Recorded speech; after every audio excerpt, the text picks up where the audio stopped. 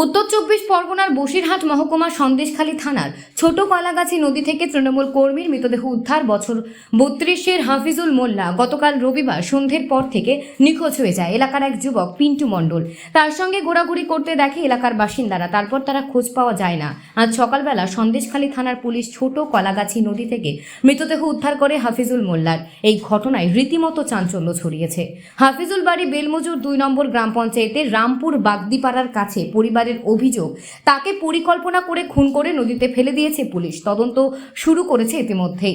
পিন্টু মণ্ডলের বিরুদ্ধে অভিযোগ, মৃতের পরিবারের পরিকল্পনা তাকে খুন করা হয়েছে। এই ঘটনায় নতুন করে উত্তেজনা তৈরি হয়েছে সন্দেশখালীর বেলমজুর গ্রাম পঞ্চায়েতের বাগদিপাড়ায়।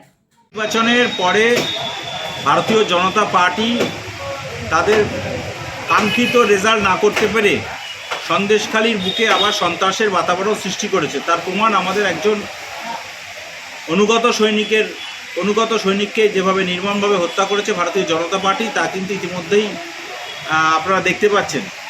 অত্যন্ত সন্ত্রাস এবং হিংসার বাতাবরণ সৃষ্টি করেছে, কারণ তারা জানেন যে সন্দেশখালীতে আগামী বিধানসভা নির্বাচনেও কোনো সম্ভাবনা নেই।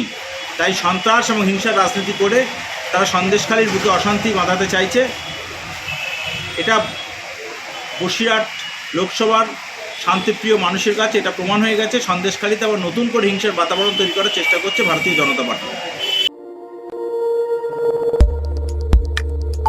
আমাদের সাথে থাকুন এবং দেখতে থাকুন নিউজ প্রাইম টাইমস, আপনাদের সাথে আপনাদের পাশে।